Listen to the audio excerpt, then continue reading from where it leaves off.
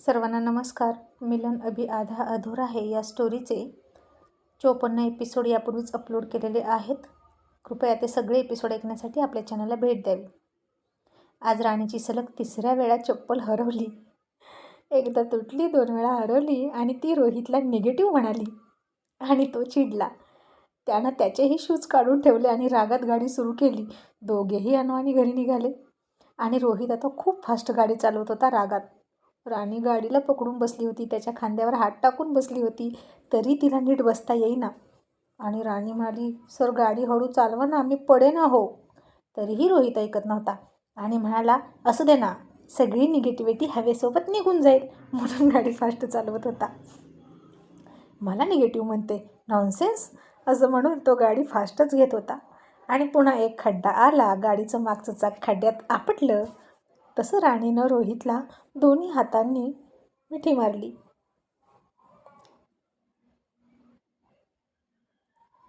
आणि तिची छाती त्याच्या पाठीवर प्रेस झाली. तसा रोहितनं कचकन ब्रेक मारला आणि राणी आणखीन त्याच्या अंगावर झुकली. दोघांचे इतके जवळून टच सुरू होते आणि तिला खूप काही काही होत होतं. आणि राणी म्हणाली, अहो जरा हळू ना. आणि रोहित चिडून म्हणाला, सरक मागे, सरक मागे, नीट बस, अजिबात मला पकडू नको, मला ना तुझा खूप राग आला आहे. आणि राणी नाईलाजानं त्याच्यापासून मागं सरकली आणि मनात म्हणाली, खडूस. तसा तो जणू काही तिचं ते ऐकलं असल्यासारखा म्हणाला, काय म्हणालीस? आणि राणी जीभ चावून गप्प बसली आणि म्हणाली, यांना माझ्या मनातलं कळतं की काय? मग ती पुन्हा त्याची टेस्ट घेण्यासाठी म्हणाली, आय लव्ह यू. आणि मग तिनं हळूच रोहितकडे बघितलं तर तो गप्पच होता. आणि राणी पुन्हा रागात म्हणाली, आता कसं ऐकू आलं नाही यांना? खडूस म्हटलं ते बरं ऐकायला आलं. असं म्हणून ती अजूनही त्याला पकडून बसली. त्याला स्पर्श करायचा चान्स मिळाला होता ना, म्हणून. आणि इतक्यात पुन्हा मंकू त्याला भेटला आणि तो म्हणाला, अरे रोहित, जोडीनं कुठे गेला होता? आज काय मूड आहे वाटतं लॉंग ड्राईव्ह करायचा. आणि रोहित त्याच्यावर चिडून म्हणाला, तुला माझा चेहरा बघून वाटतं का की माझा लॉंग ड्राईव्ह करण्याचा मूड आहे? नॉनसेन्स. आणि मंकू म्हणाला, अरे का चिडला आहे इतका? इतकी सुंदर बायको मागे बसली आहे तर थोडा एन्जॉय कर ना, नाहीतर तुझा चेहरा सदा न कदा रागीट का असतो रे? तशी राणी थोडी लाजून हसली आणि म्हणाली, मी तुम्हाला भाऊजी म्हटलं तर चालेल का? आणि मकरंद हसून म्हणाला, बहिणी हो, असं काय विचारता, बिनधास्त म्हणा की. आणि राणी म्हणाली, त्याचं काय आहे ना भाऊजी, लग्नाच्या गडबडीमुळे ते जरा वैतागलेले आहेत, म्हणून असा चेहरा आहे त्यांचा. मकरंद म्हणाला, वहिनी अहो, लग्नाच्या कामामुळे नाही तर याचा चेहरा कायम असाच असतो, आंबट तोंड आणि लांबट चेहरा, अशीच ओळख आहे त्याची. आणि राणी आता मोठ्यानं हसली आणि म्हणाली, म्हणजे द्राक्षासारखा ना, लांबट द्राक्ष आंबट असते, असे माझे बाबा म्हणायचे. तसा मकरंदसुद्धा हसला. रोहितनं त्या दोघांकडे रागात बघितला आणि म्हणाला, तुला दाखवू का लांबट चेहरा आणि आंबट तोंड कसं असतं? असं म्हणून रोहितनं शर्टच्या बाया मागे सरकवल्या आणि मकरंद हसून म्हणाला, नको नको, जातो मी, आणि काही मदत लागली तर सांग, म्हणजे तुझा त्रास कमी होईल आणि तू वहिनीशी नीट बोलशील. बाकी वहिनी, यानं तुम्हाला त्रास दिला तर आमच्याकडे तक्रार करायची बरं का.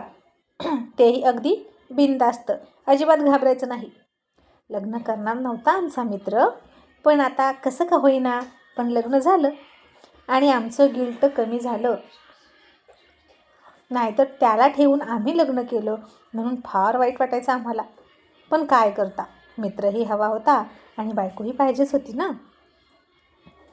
आणि राणी म्हणाली, पण तुमच्या मित्राला नकोय बायको, फक्त लग्न केलंय, बाकी काहीच नाही केलं अजून. तसं रोहितनं राणीकडे रागात बघितलं आणि म्हणाला, आता काहीही बोलशील का, मूर्ख कुठली? आणि मकरंद म्हणाला, रोहित, अरे वहिनी बिनधास्त आहेत तर तू कशाला लाजतोस?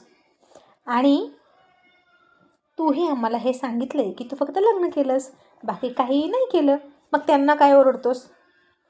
आणि वहिनी, तुम्हाला ऑल द बेस्ट तुमच्या नवऱ्याला पटवण्यासाठी. आणि रोहित मकरंदवर चिडला आणि मकरंद बाय बाय म्हणून पळून गेला. आणि त्याला राणी ओरडून मागून म्हणाली, थँक्यू भाऊजी, ऑल द बेस्ट केल्याबद्दल.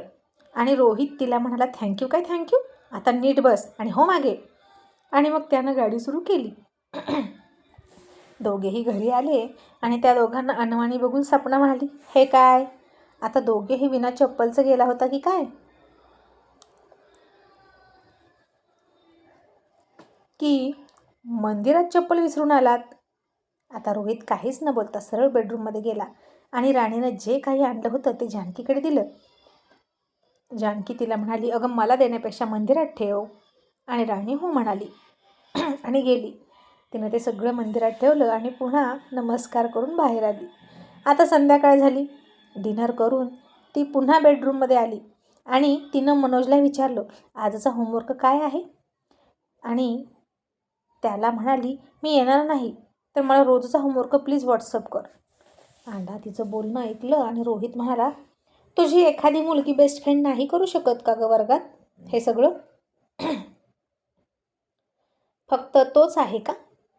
राणी म्हणाली, सर तुम्ही जळताय का माझ्यावर आणि त्याच्यावर आणि माझ्यावर संशय घेताय का? खरं खरं बोला, काय प्रॉब्लेम आहे तुम्हाला, तो माझा मित्र असेल तर?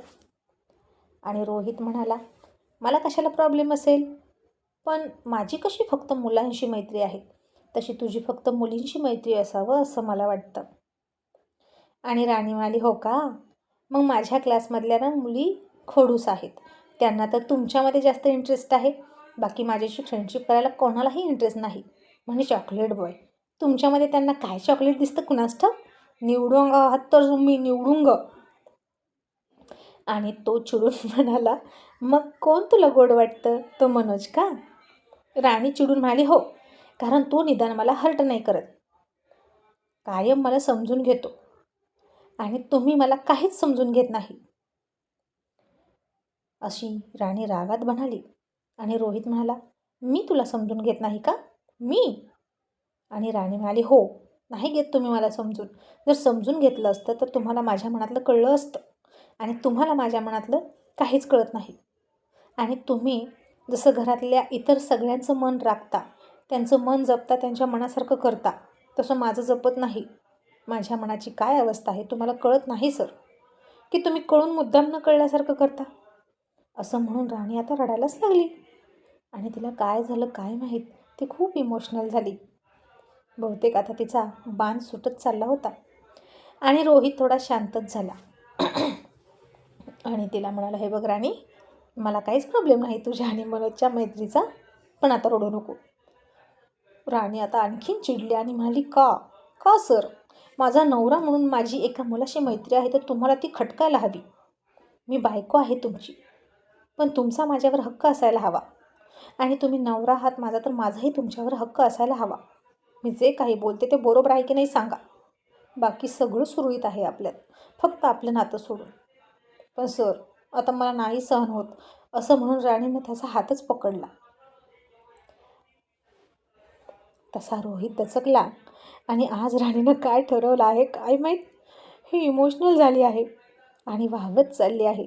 हिला वेळीच सावरायला हवं असं म्हणून त्यानं तिचा हात सोडला आणि सॉरी राणी असं म्हणून बाहेर निघूनच गेला. आणि राणी आता खूप खूप चिडली आणि चिडून त्या दोघांमधल्या उशा तिने इकडं तिकडं रूमभर फेकून दिल्या. आणि मला काहीच नको, मला काहीच नको, फक्त तुम्ही पाहिजे असं म्हणून रडून राणी हट्ट करून एकटीच म्हणत होती. तशीच रडत रडत त्याच्या जागेवर झोपली. आणि बाहेर जाऊन रोहित खूप निराश झाला. राणीच्या त्याच्याकडून काय अपेक्षा आहेत त्याला कळत होतं, पण त्याला हे नव्हतं सगळं आवडत. त्याची स्वप्न वेगळी होती आणि मला नको असलं काही असं म्हणून तोही वैतागत होता. मग राहुलनं त्याला बघितलं आणि म्हणाला, काय रे रोहित, झोपला नाहीस? आणि रोहित त्याला काहीच कळू न देता म्हणाला, अरे दादा, झोपच येत नाही. थोडं अस्वस्थही वाटतंय. राहुल म्हणाला, तुझ्यात आणि राणीमध्ये भांडण झालं का? रोहित म्हणाला, नाही, असं काहीच नाही, ती अभ्यास करते म्हणून थोडा बाहेर आलोय. तू जा ना, तू झोप. आणि राहुल गुड नाईट म्हणून निघून गेला. आणि रोहित म्हणाला, राणीचं अभ्यासावरून लक्ष उडून चाललं आहे आणि तिचं सगळं लक्ष माझ्याकडेच आहे, हे अजिबात योग्य नाही. आणि लग्न झालं की तिला स्पष्ट सांगितलं पाहिजे, ज्या गोष्टीसाठी तू लग्न केलं ती गोष्ट कर, म्हणजेच अभ्यास कर. आणि रोशनचं लग्न झाल्यावर तिला बोलतो असं त्यानं मनाशी ठरवलं. आणि राणी झोपल्यावर तो बेडरूममध्ये गेला आणि त्यानं बघितलं तर राणीनं रागामध्ये त्या सगळ्या उशा फेकून दिल्या होत्या. रोहितनं त्या सगळ्या उशा गोळा केल्या आणि दोघांच्या मध्ये लावल्या आणि तिच्या जागेवर झोपला. आणि दुसऱ्या दिवशी पुन्हा सकाळी रोहितला जाग आली आणि त्या उशावर राणीचा हात होता आणि राणीच्या हातावर रोहितचा हात होता. आणि त्याने पटकन त्याचा हात मागे घेतला आणि ती उठायच्या आत एक्सरसाइज वगैरे करून आवरून बाहेर गेला. आणि आता तो राणीला टाळायलाच लागला. तो तिला काम सांगत नव्हता किंवा तिच्याशी बोलत नव्हता. आणि घरच्यांना वाटायचं की दोघांमध्ये थोडीशी कुरबुर झाली असेल, जशी प्रत्येक नवरा बायकोमध्ये होते. त्यामुळे जास्त कोणी सिरियस घेत नव्हतं. आणि आता नाश्ता करताना सुद्धा रोहित राणीशी बोलतच नव्हता. तो तिच्याकडे बघतही नव्हता. आई मला हे वाढ, आई मला ते वाढ असं म्हणायचा. आणि आत्या म्हणाली, का रे, आज लाडक्या बायकोच्या हातून खाणार नाहीस वाटतं, भांडण झालेलं दिसते.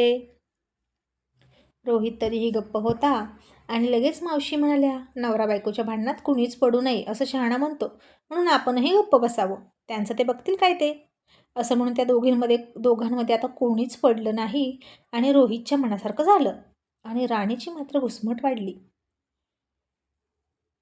ती जितकी बोलत नव्हती तितकं त्याला चांगलं होतं आणि तो बोलत नव्हता आणि तिला खूप वाईट वाटायचं. राणीला वाटलं, मी रात्री खूप मूर्खपणासारखं वागले, निदान आधीसर बोलत तरी होते आणि आता तेवढंही नाही. आणि मग तिनं रोहितला गाठलं आणि म्हणाली, सर सॉरी, मला रात्री असं म्हणायचं नव्हतं पण. आणि रोहित म्हणाला, इट्स ओके, पण राणी मला वाटतं तू अभ्यासाकडे लक्ष द्यावं. लग्न, संसार, नवरा बायको हे खरं नसतं गं. तुझं जे ध्येय आहे ना CA होण्याचं, तू स्वप्न बघितलं आहे त्यावर फोकस कर राणी. आणि यासाठीच तूही लग्नाला तयार झालीस ना, मग ते लक्षात ठेव. आणि राणी म्हणाली, हो सर, पण प्लीज माझ्याशी न बोलता राहू नका, मला इग्नोर करू नका, तुमच्याशी अबोला पकडून मी नाही राहू शकत. असं म्हणून राणीच्या डोळ्यात पाणी आलं. इतक्यात तिकडून आत्या येताना दिसल्या आणि रोहित पुन्हा लाडात येऊन तिचे डोळे पुसले आणि म्हणाला, आमच्या राणीला कोणी रडवलं, त्यांचं घर आता उन्हातच बांधतो, असं म्हणून तिला हसवू लागला. आणि आत्या म्हणाला, चांगलं आहे, करा लाड बायकोचे. मग रोहितनं तिच्या खांद्यावर हात टाकला आणि म्हणाला, आत्या, मामा पण तुझा असंच लाड करायचे ना, खरं खरं बोल, मी बघितलंय. आणि आत्या म्हणाल्या, गपरेला बाळा, आमच्या वेळी कुठे एवढे लाड होत होते, पण आत्ताच्या पोरींचे खूप चोचले असतात. आणि रोहित म्हणाला, जनरेशन आत्या, जनरेशन. आणि माझी बायको तर बघ ना, किती छोटी आहे, अगदी डॉलसारखी, त्यामुळे ना तिचे सारखे लाड करावे लागतात, हो ना गं राणी, असं तो पुन्हा लाडात म्हणाला. मग आता राणीसुद्धा थोडी हसली आणि निघून गेली.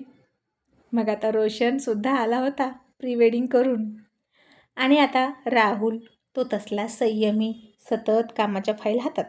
आणि रोहित एकदम इच्छा नसलेला माणूस, त्यामुळे रोशनची कुणी टांगच खेचत नव्हतं, चेष्टा करत नव्हता. आणि तो म्हणाला, किती बोरिंग आहेत माझे भाऊ, यार मला कोणीतरी चिडवा, नवरदेवाची मस्करी करा, मी नवरदेव आहे असं मला वाटतच नाही, सगळे मला इग्नोर करतात. आणि मग सपना हसून त्याला चिडवायला लागली आणि म्हणाली, भाऊजी मग काय काय केलं तिकडं जाऊन, आणि आमच्या छोट्या जाऊबाई काय म्हणाल्या. आणि मग आता रोशन मांडी घालूनच बसला आणि त्यांच्या प्री वेडिंग शूटिंगची स्टोरी सांगत बसला. आणि वहिनी, शूटिंग ना इतकं छान झालं, ते बघायला मिळेलच तुम्हाला लग्नात, पण तरीही दाखवतो हां, असं म्हणून त्यांचे फोटो दाखवत बसला. आणि तेव्हा कुठं त्यांच्या मनासारखं झालं. आणि राणी आता ते सगळं बघत होती आणि ती हळूच समोर वाकडं तोंड करून बसलेल्या रोहितकडे बघायची. आणि या माणसाला असली कसलीच हौस कशी नाही. एक भाऊ इतका रोमॅन्टिक आणि दुसरं म्हणजे हे रोहित कुमार, बाईचा स्पर्शही नको यांना. लग्न करताना मला हात लावू नका असं म्हणणं मला जितकं सोपं वाटत होतं, तेच सहन करणं आता खूप अवघड वाटतंय. शेवटी सरांची मला भुरळ पडली आणि आता मीच माझी अट विसरून गेली. सर, तुम्ही इतके चांगले का आहात आणि मी का तुमच्यावर प्रेम करू लागले, असं अल्लड राणी मनातच म्हणाली आणि निराश झाली. मग आता जसा रोशन घरी आला तसं लग्नाच्या विधींना वेग आला. घरामध्ये मुहूर्तमेढ रोवली, बांगड्या घाणा सुरू झाला. सोनमसुद्धा 2 दिवस आधी येणार होती आणि मग हळद संगीत घेणार होते तिकडे एकत्र. राणीनं सुद्धा हातभर बांगड्या हिरव्या भरल्या आणि छान दिसायला लागली होती. आज मेहंदी काढणार होत्या सगळ्याजणी. रोशनच्या हातावर सुद्धा मेहंदी काढली आणि सगळ्यांच्या हाताखाली करता करता सगळ्यांचं बघता बघता राणी आणि सपनाची मेहंदी राहिली की, आणि त्या झोपताना काढणार होत्या. पण राणीच शेवटी जानकीच म्हणाली, अगं हे राहू द्या मुलींनो, त्या मेहंदीवाल्या जातील, तुम्ही बसा बरं मेहंदी काढायला, आधीच त्या कंटाळलेल्या आहेत. मग दोघींनी 2-2 हात दिले आणि मेहंदी काढायला लागल्या. स्वयंपाक झाला होता, नेमका जेवणाचा टाईम झाला, बाकीचे जेवायला बसले आणि आता या दोघींचं काय करायचं? तरीही जानकी म्हणाली, काळजी नाही, तुमचे नवरे तुम्हाला भरवतील, तुमच्या प्लेट तुमच्या रूममध्ये येतील, तुम्ही जाग.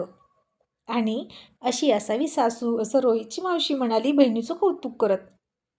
आणि राणी सपना हसूनच बेडरूममध्ये गेल्या. आता राहुल जेवण करून उठला. जानकीनं सपनाची प्लेट त्याच्या हातात दिली आणि म्हणाली, तिला भरव. मग रोहितही जेवण करून उठला आणि हळूच मोबाईल फोन काढला आणि तिथून पळायला लागला. तशी जानकी म्हणाली, रोहित, तुझ्या बायकोची प्लेट घेऊन जा, की तू तिला उपाशी ठेवणार आहेस? रोहित म्हणाला, आई, थोड्या वेळाने खाईल ना गती, हे काय लहान मुलांसारखं भरवायचं, मला नाही पसंत, तिची मेहंदी सुकल्यावरती खाईल. जानकी म्हणाली, वा रे वा, इतर वेळी तर किती मागे पुढं करतं तिच्या, आणि आम्ही काही सांगितलं की तुला करू वाटत नाही ना? रोहित, मला ना तुझं काही कळतच नाही. ते काही नाही, तुला सगळं करायचं असतं, पण आम्ही सांगितलं की नकार द्यायचा असतो, हे कळतंय आता मला. रोहित, प्लेट घे आणि राणीला भरव पटकन, असं म्हणून तिनं त्याच्याही हातात प्लेट ठेवली. आणि आता रोहित नाईलाजानं राणीची प्लेट घेऊन रूममध्ये गेला. आणि राणीला माहीत होतं, ती सगळं ऐकत होती आतमध्ये बसून. आणि रोहित बाहेर काय काय बोलला ते सगळं तिनं ऐकलं. आता तिला भूक तर लागलीच होती आणि रोहितनं बेडवर तिची प्लेट ठेवली आणि काहीच न बोलता बाजूला बसला. राणीसुद्धा काही बोलत नव्हती. त्यानं भरवावं अशी तिची अपेक्षासुद्धा नव्हती आणि रोहितही तिला भरवत नव्हता. मग राणी जेवणाकडे बघायची, तोंडाचं पाणी गिळायची, जीभ चाटायची. रोहितनेही तिच्याकडे बघितलं आणि उठून वॉशरूमला गेला. आता मेहंदी खराब झाली तरी झाली असं वाटून राणीनं चमच्यानं भात खायला सुरुवात केली. इतक्यात तिकडून रोहित म्हणाला, थांब ना, येतोय मी भरवतो, नाहीतर तुझी मेहंदी खराब व्हायची आणि तुझी सासू जानकी सूर्यवंशी माझ्यावर कडाडून वार करायच्या. आमची आई पण ना खूप ऑसम आहे, नक्की ती कुणाच्या बाजू असते ना मला तेच कळत नाही. आता राणी हसली आणि म्हणाली, आई ना सर्वांच्या बाजूने असतात आणि जो खरं बोलतो, जो प्रामाणिक आहे त्याच्या बाजूने असतात. दिवसभर आम्ही किती काम करतोय हे बघतात त्या. मग आमचेही लाड व्हायलाच हवेत ना, आणि त्या आमचे लाड करण्यात कुठेच कमी पडत नाहीत. खरंच सासूना अशी सासू सगळ्यांना मिळावी. आणि रोहित हसून म्हणाला, माझ्याच आईचं कौतुक मला का सांगतेस, मला माहीत आहे ती कशी आहे.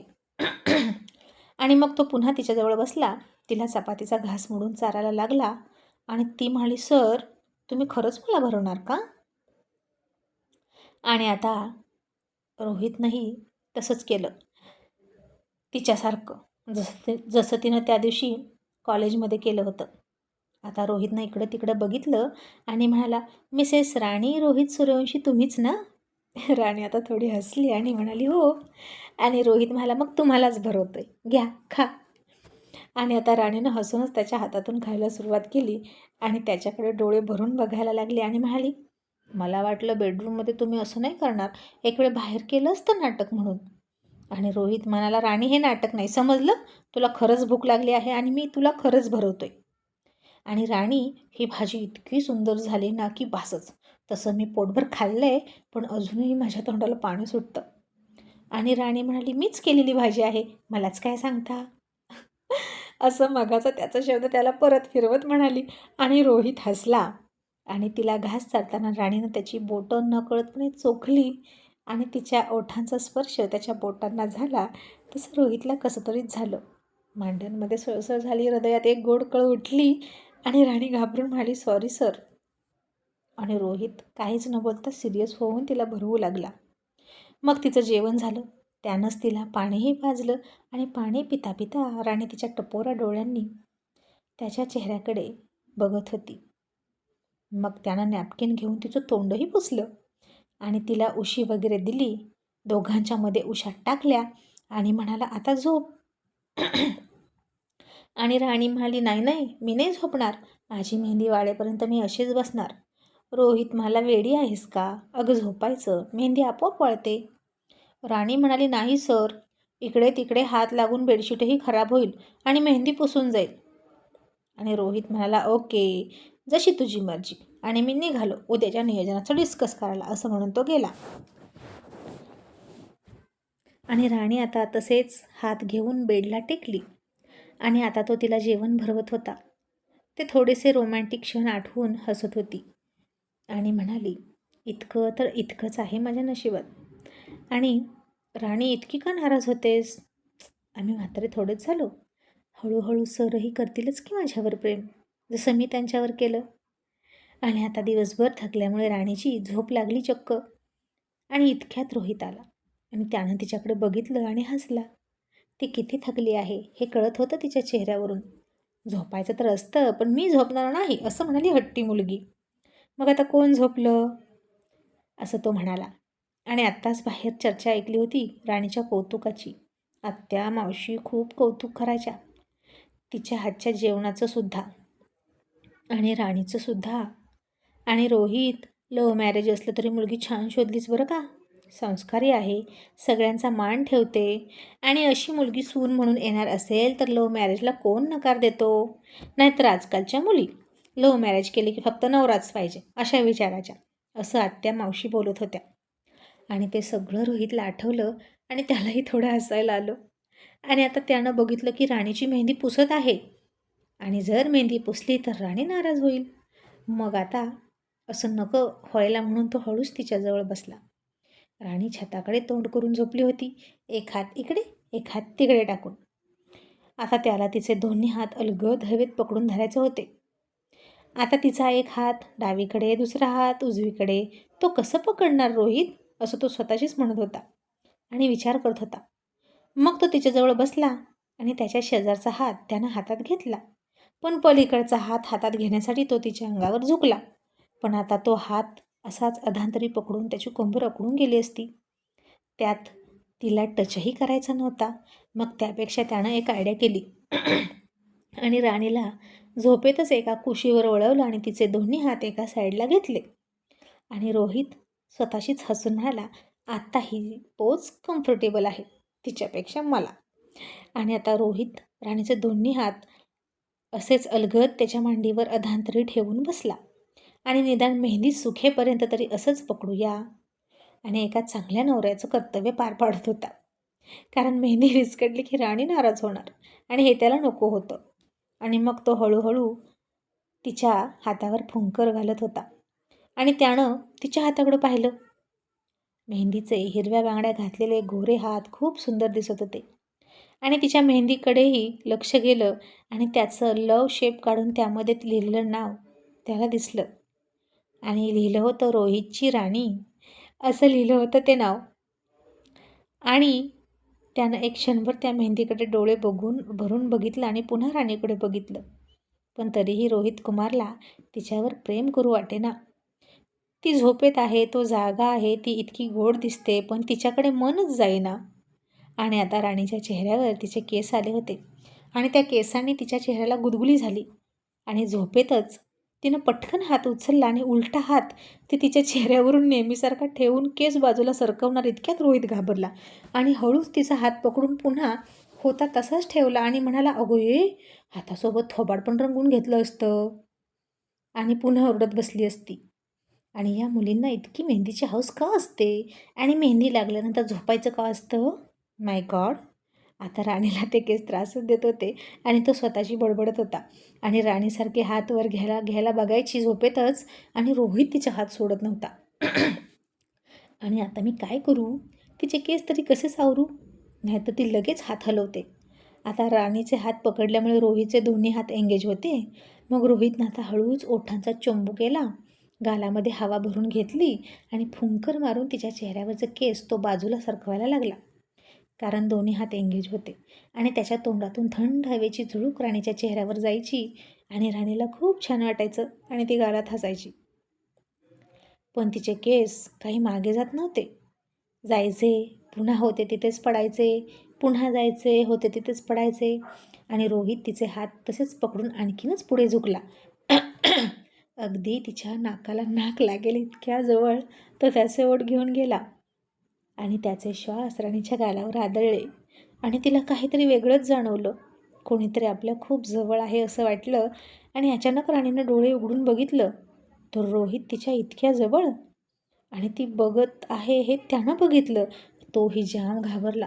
गालात भरून ठेवलेली हवा आणि ओठांचा चोंब तसाच होता आणि घाबरून गडबडून त्याचा तोल गेला आणि ओठ टेकले डायरेक्ट राणीच्या वरच्या ओठावर. तसं रोहितनं डोळे झाकून घेतले. त्याला खूप लाज वाटली, पण राणीच्या शरीरात मात्र आग लागली. पुन्हा वणवा लागल्यासारखं तिचं शरीर पेटून उठलं आणि रोहित मात्र त्याच आगीचा चटका बसावा तसा मागे सरकला आणि तिला काय उत्तर द्यावं त्याला कळतच नव्हतं. आणि पुन्हा राणीचा काहीतरी गैरसमज होणार असं वाटून तो सॉरी म्हणाला आणि तिथून उठून खिडकीकडे गेला. राणीने आता तो दूर गेला म्हणून निराश होऊन पुन्हा डोळे झाकले आणि तिच्या तोंडातून वेदनेचा एक हुंकार बाहेर पडला. तसा रोहित घाबरला आणि त्याला वाटलं तिचा गैरसमज झालाय आणि मी तिचा गैरफायदा घेतोय असं तिला वाटलं म्हणून ती रडत आहे. पण राणी मात्र नकळत का होईना हा होणारा रोमॅन्स तुटला म्हणून रडत होती. आता रोहित तिच्याजवळ आला आणि म्हणाला, सॉरी राणी, अगं ते तुझी मेहंदी पुसू नये म्हणून मी बसलो होतो आणि तुझे केस तुला त्रास देत होते म्हणून मी ते. असं म्हणून तो थांबला आणि राणी रडू नको ना, माझा हेतू वाईट नव्हता असं म्हणत होता. पण राणी आता काही बोलत नव्हती, फक्त मनातून त्याचं प्रेम मागत होती. आणि रोहितचं टेन्शन वाढत होतं, पण त्या बुद्धूला तिचं मन कळत नव्हतं.